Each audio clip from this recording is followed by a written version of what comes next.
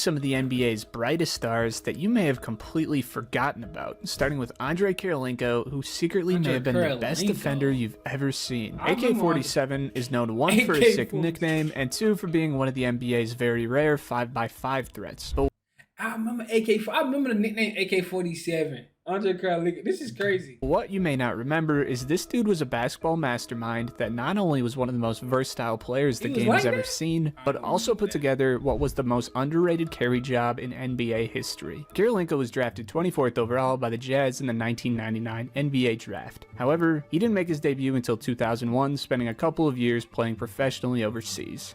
When he finally joined Utah, the Jazz were in a transitional phase. Stockton was 39, Malone was 38, and the team's dominance was on the decline. Enter Andrei Kirilenko, a 6'9" forward with a jaw-dropping 7'4" wingspan. He wasn't just long, he was mobile, instinctive, and highly versatile. From day one, he showcased his ability to impact the game in every way imaginable. Hey, shit, Shaq, what you doing? Trying that. Andrei Kirilenko. Hold on, I ain't watched too much of Andre. Took his time, but he just knows he can shoot right over the top, but there's Andre.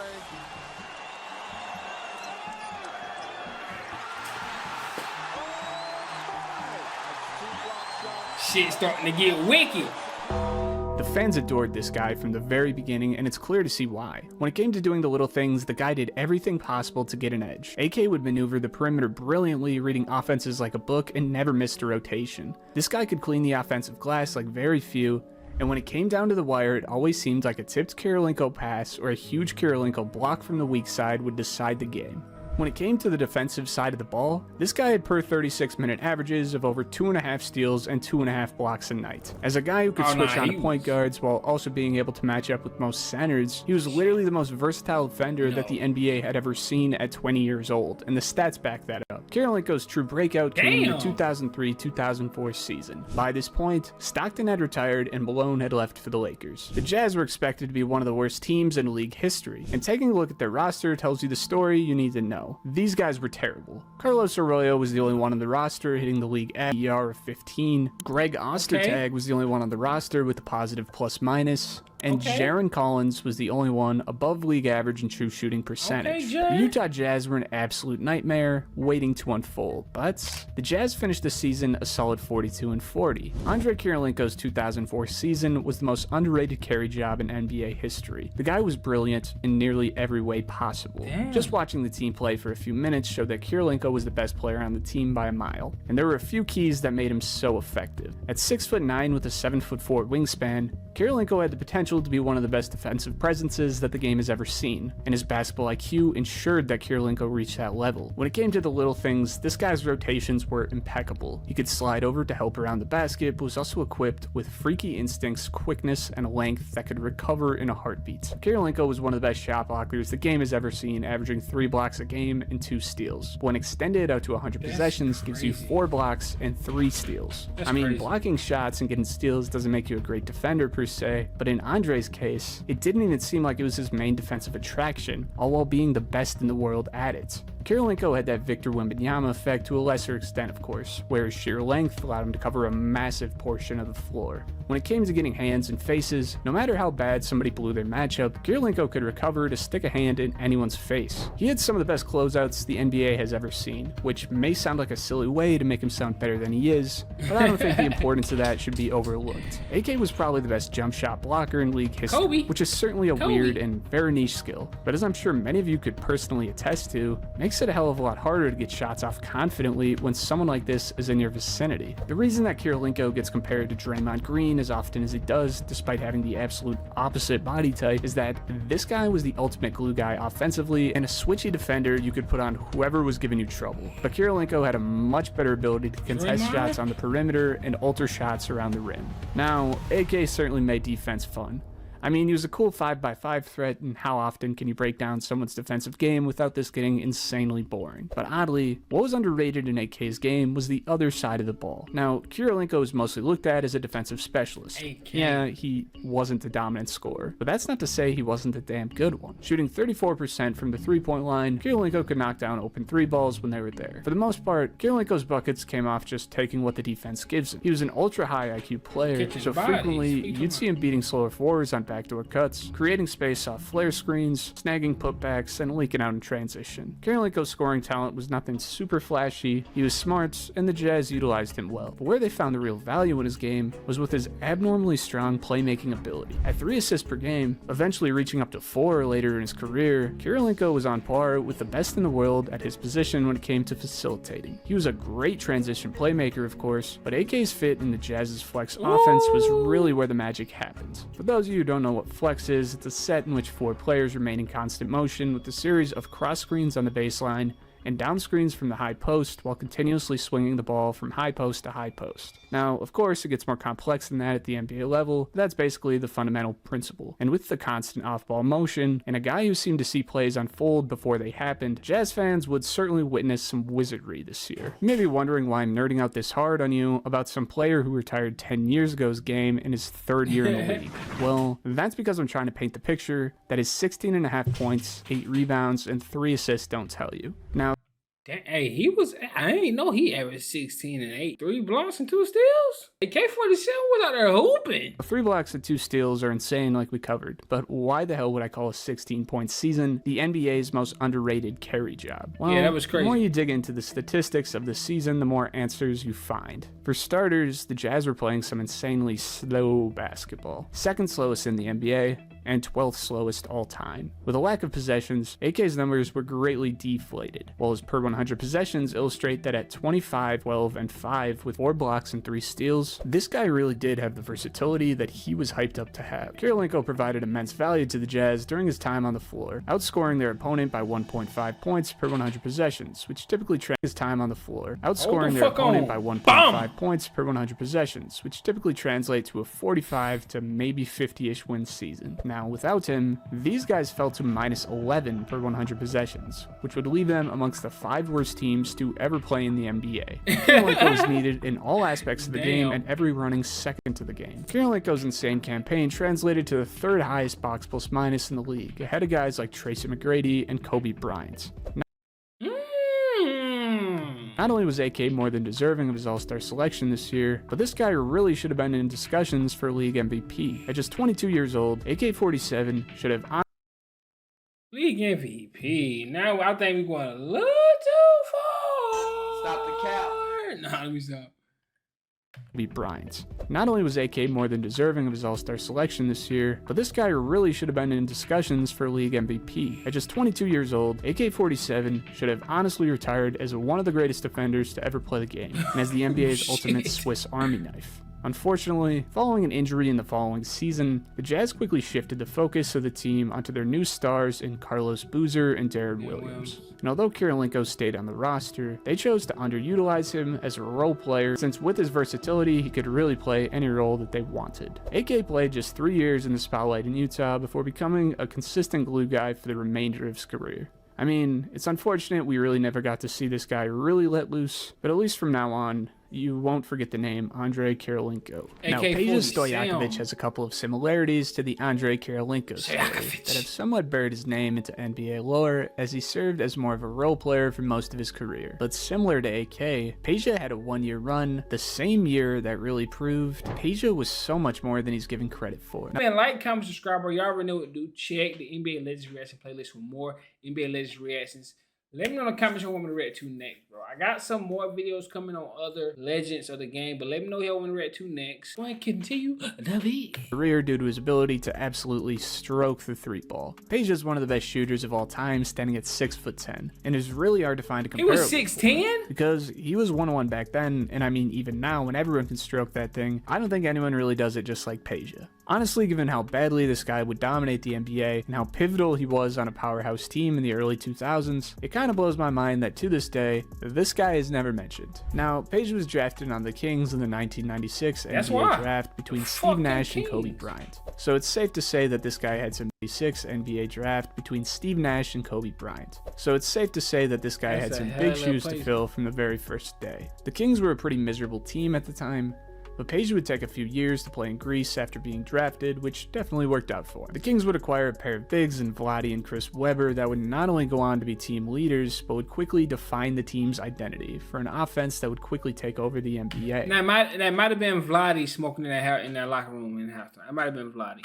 It took Peja about a year and a half in the league to really adjust, putting up just over 8 points on bad efficiency in his first season and 12 on improved efficiency in his second. But when Peja returned in his third year, this guy was as impactful as they come, and the Kings were ready to make a serious run at this thing. Like I said, the bigs on this team define their identity. But what was clear about this Kings team in the 2001 season is that each one of their core pieces had a defining role that they stick to, which built one offensive ecosystem that became nearly unstoppable. Starting with the big guys, pairing Vladi, who averaged 3 assists per game, with Webber, who averaged 4, quickly made this the best playmaking front court I've ever seen in my lifetime. I mean, actions out of the high post or high feeds out of high screen and rolls, getting the ball in either one of their hands would ignite an offense. And Chris Webber was an all-around gem of a power forward who could space the floor a bit, score inside, and kinda made this engine run. Doug Christie was 4th in Defensive Player of the Year voting this year on the wing while shooting 37% from deep. You can basically see his role on the team just from that, but nonetheless certainly was one of the unsung heroes of the early 2000s Kings. Then you get to Jason Williams. White Chocolate was a traditional point guard, I guess, even though he's truly one of one, looking to get teammates involved, often in screen and roll actions in which he could hit anyone on the floor. I mean, we all remember this guy. He was as flashy as could be, playing in a system that was a pass-first guard's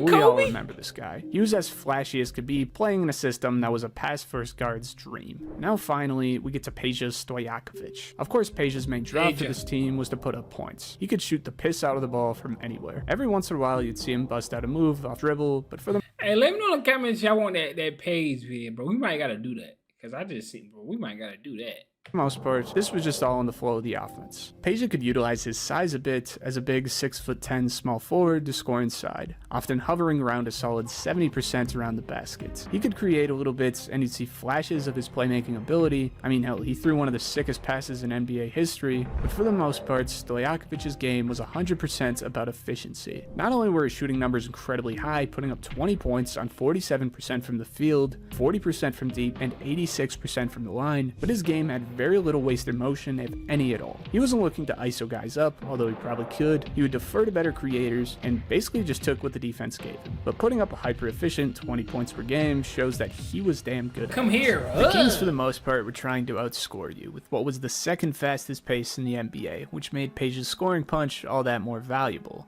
I mean, this guy fit like a glove in the system. The Kings would lose in the second round this series, but the following season was when these guys really made the push for gold. With a new point guard in Mike Bibby, who they acquired in a trade for Jason Williams, the Kings had an even better floor general to run their offense through. And as Peja would up his stats and efficiency across the board, earning his first All-Star selection, this would be the best Kings team of the era. The Kings ran through the West with a first-seeded 61-21 finish, meeting up with the Lakers in the Western Conference Finals. Now, I'm not going to get into what exactly went down that made the Kings lose the series, since that's certainly a topic for another time. But what I will talk about is the blemish on Peja's resume. Stojaković had a few bad series in his career, but this was the worst of them. Yes, he was coming off an injury and only played 3 games, but with under 7 points per game on 30% and 10% shooting splits, Peja had an absolutely awful series. I'm not going to sit here and call the guy a choker or anything like that, because truly I don't think that's the case, but I will tell you that a guy like Peja, although pivotal, was prone to bad playoff games. When at his best with the ball flying around in the Kings offense, or maybe a 3-on-2 fast break, Peja could find an advantage and capitalize with a quick open 3-ball or pull up 2 while the defense was scrambling. In the playoffs, it wasn't so easy for him, in all honesty. The Kings' blown opportunity in 2002 never really came again, as the guys remained contenders for a few years. Peja would repeat as an all-star in the 2003 and 2004 season as his game continued to polish out more and more, but in that 2004 season is really where we saw the chains come off. The injuries to Chris Webber are often pointed to as the start of the Kings' downfall, which it kinda was. What's often forgotten is just how good they were without their star in the 04 season. The Kings were expected to be a lost cause, and that's because nobody in the world thought that the Peja Stojaković show would be this incredible. At 24-6-2 on a hyper-efficient 48% from the field, 43% from deep, and hey, where y'all got Peja Stojaković ranked at as far as shooting wise? Like, matter of fact, give me out top 5 shooters, top 10 shooters of all time in the comment. I like the list. Yeah, give me our top 10. Let me know what y'all think in the comments. I might be trippy. I might get on my head. I might be trippy. Let me know what y'all think. 93% from the line. Peja was one of not only the best scorers in the NBA, but one of the best players. His scoring ability essentially became their backbone. He almost had They were 25. looking for this guy time in and time out. But despite watching the ball soar through the net on half his damn 3 balls, he didn't change his game an inch and just let it come to him rather than trying to force offense. This performance earned him 4th place in the MVP voting this season, which at earlier points He was 4th place in the MVP voting? Nah, we definitely gotta watch Peja Stojaković was cooking. What are you talking about? in the season, he was ranked as high as 2nd. This is one of the more underrated seasons you'll see, as while still playing his role as an off-ball roamer and a spot-up guy, Peja was able to become an MVP candidate while his usage rate rose just 1.5%. Unfortunately, similar to 2002, the Kings would end after Peja failed to shoot over 40% from the field against the Timberwolves in the 2nd round. But for what he was able to do in the regular season this year, Peja certainly left his mark. Now, 2004 was kind of the end of the fun in Sacktown, as Stojaković would go on to gracefully decline in the NBA as a sharpshooter with some pretty notable seasons as a second option down in New Orleans. But his years in Sacramento, for better or for worse, are ultimately what defined him. Spot-up shooters or anyone reliant on a jump shot are often limited in the playoffs, and for that reason, I think a few knocks on his game are valid. But for every negative with Stojaković, there was a world of positives. Had Peja played today, given his size and shooting touch, 16? there's no question he'd be among the top scorers in the league, all while doing it on sky-high efficiency. His game wasn't perfect, but for a brief period, it truly seemed to be. Now, Danny Granger's a name you hear less and less as time goes on, and it's pretty clear why. Granger's peak was very short-lived before his body gave up on him, and as his team would trade him away only for him to disappear for the spotlight forever, his career was washed away only to be appreciated by those who lived through it. But his run in the sun is one that deserves a rewind.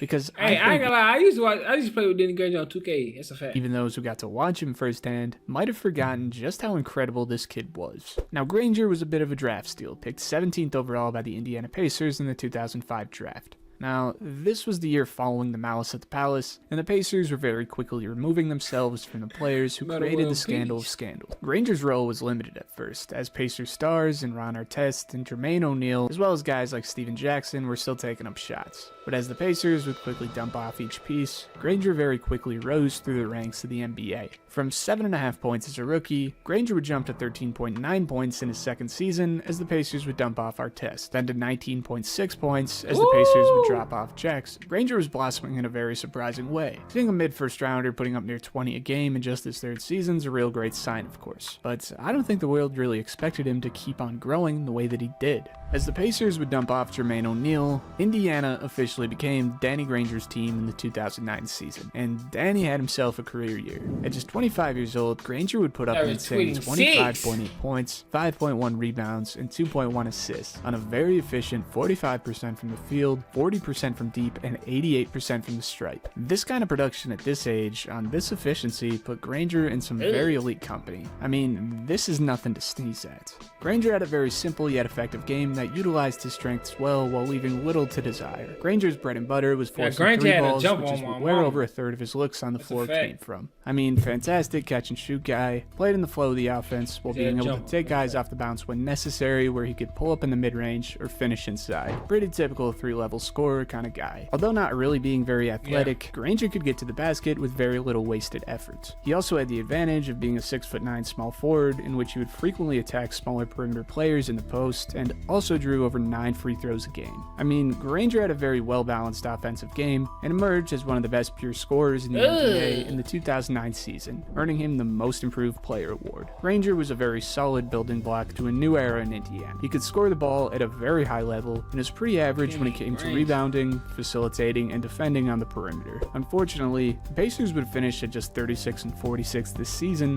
which leads many people to criticize Granger as an empty stats kind of player. And this is pretty easy to poke holes in for a number of reasons. Given that with the increase in volume, Granger's shooting percentages stayed the exact same since the year prior, and at a very efficient clip at that, this was a carry job. Granger had very little help. I mean, outside of Michael Dunleavy, whose season was cut short, this guy's second leading scorer was TJ Ford. If it wasn't for Granger's Come takeover on, this year, man. the Pacers would have been at the very bottom of the NBA. Unfortunately, this 10 most games. improved player campaign would be the peak of Granger's career at just 25 years old. Granger would battle knee problems that increasingly worsened year after year. While still putting up 24 a game the following season, Granger would see a noticeable dip in shooting efficiency while looking a step slow on both sides of the ball. The signs of Granger's downfall were here at this point. Danny would complain about the pain he felt in his lower body, while visibly not quite looking as quick as he used to be, even though he wasn't too quick in the first place. To make matters worse for Danny, the Pacers would draft his eventual replacement in the 2010 draft. PG. Over the next 2 years, we would see the Pacers slowly shift away from Granger as his production would diminish.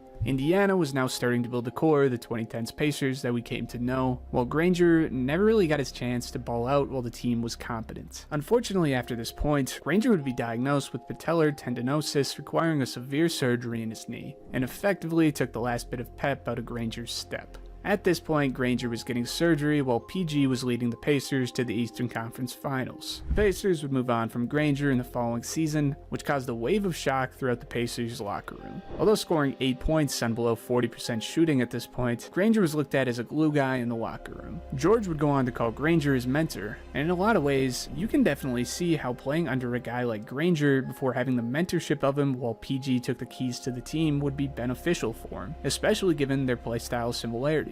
Now, Granger is a bit of a weird one, because when he was at his best, it really was incredible, and during this time, the Pacers really had nothing going on. Once the knee issues threw a monkey wrench into his development, the statistical drop-off was swift and severe, and by the time the squad was in a place to succeed, Granger was washed up and replaced. It's easy to see why this guy is as forgotten as he is. His game, although effective, really wasn't too memorable. Given his quiet personality after he fell off, we really never heard from this guy again. Frankly, I think Granger will continue to get buried into obscurity for the foreseeable future now. But yeah, them injuries, bro. Them 26 points in one season ain't gonna do it, bro.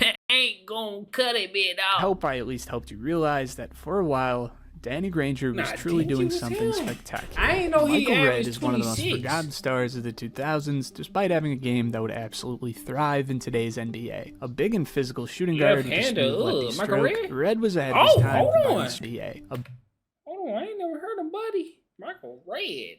That's what he played for the Stars Bucks. of the 2000s, despite having a Like game that Brandon would Jennings out absolutely there. thrive Come in here. today's NBA. A big and physical shooting guard with a smooth lefty stroke, Redd was ahead of his time combining strength, skill, and a deadly jump shot to become one of the league's premier scorers. Though his career had its high points, like being among the NBA's elite scorers at his peak, injuries and a loyalty to a struggling franchise left him underappreciated in the broader basketball conversation. Drafted in the second round of the 2000 NBA draft at 43rd overall by the Milwaukee Bucks, Redd entered the league as a nobody. Early on, he faced limited opportunities as a rookie, stuck behind all-star and Ray Allen and veteran scorer Glenn Robinson. However, Redd quickly turned heads in practice, where his work ethic and shooting touch made him a standout. Bucks head coach George Karl saw the potential in the young guard. They truly found the diamond in the rough, gradually increasing his playing time during Redd's second season. That year, he made his first splash by averaging 11.4 points per game on 44% shooting beyond the arc, establishing himself as a reliable shooter off the bench. On February 20th, 2002, Redd made his name known around the league by setting a then NBA record with 8 3-balls in the fourth quarter against the Houston Rockets.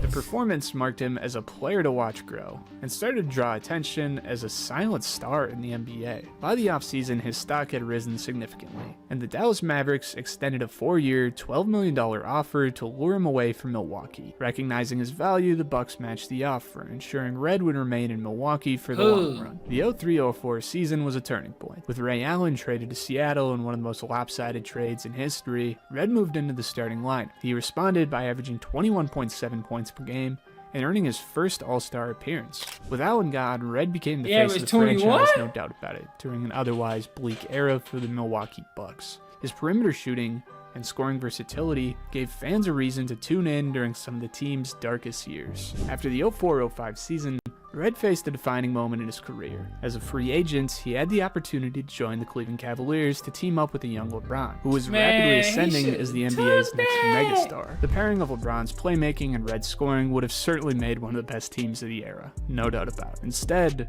Redd chose loyalty over greener pastures, signing a 6-year, $91 million contract to stay with the Bucks, who absolutely sucked. While the decision earned respect for his loyalty and dedication, it also doomed him to mediocrity on a small market team that struggled to build around him. Compounding this, Milwaukee used the first overall pick See in what the Giannis 05 did, draft man. to Giannis draft like- Andrew Bogut over franchise-altering Andrew Bogut. You see what Giannis did? Giannis like, man, yeah, that shit over with. guards like Chris Paul or even Darren Williams. Despite the lack of team success, Red continued to establish himself as one of the league's best scorers. During the 06-07 season, he averaged a crazy 26.7 points per game and delivered one of the greatest individual performances in Bucks history when he scored a franchise record 57 points against the Utah Jazz on November 11th, 2006, surpassing Kareem's previously long-standing record. Yet, even as Red's star rose, Milwaukee's fortunes remained stagnant, and the team failed to capitalize on his prime years. Unfortunately, injuries would derail what remains of Red's career. On January 25th, 2009, he tore the ACL and MCL on his left knee, ending his season prematurely. A year later, as he attempted to return, disaster struck again, when he retore the same ligaments on January 10th, 2010, in a game against the Lakers. These devastating injuries robbed Red of the explosiveness and consistency that once made him a star. Over the next 2 seasons, he played sparingly, appearing in just 28 games combined. Red's final season came in 2011-2012 as a role player with the Suns, where he averaged 8.2 points per game. While his time at Phoenix was respectable and actually pretty fun to see him on a winning team, it was clear that injuries had taken their toll, and he retired at the end of the season. Red's career once filled with promise ended quietly, overshadowed by the potential of what could have been. In hindsight, Michael Red is a tragic what-if. His loyalty to Milwaukee, while admirable, likely cost him a chance to play on a competitive team during his prime, and injuries robbed him of a graceful decline. The hypothetical pairing with LeBron James could have altered the trajectory of his career, and also altered NBA history in the process, giving Red the stage his talents deserved. Instead, he became a forgotten star remembered fondly only by hardcore Bucks fans who watched him light up scoreboards during the team's darkest years. Make sure you check out my last video. Hey man, I ain't even gonna lie. This video actually brings some credit to a couple things. Put some respect on some of these, injuries will definitely fuck up your whole career. Injuries will kill your whole career. That knee, ooh, them ankles, ooh. Y'all already know what to do. Like, comment, subscribe, bro. Y'all want more videos like this, man? Let me know in the comments, bro. And I got y'all, bro. But hey, I'm gonna see y'all next one, man. No doubt.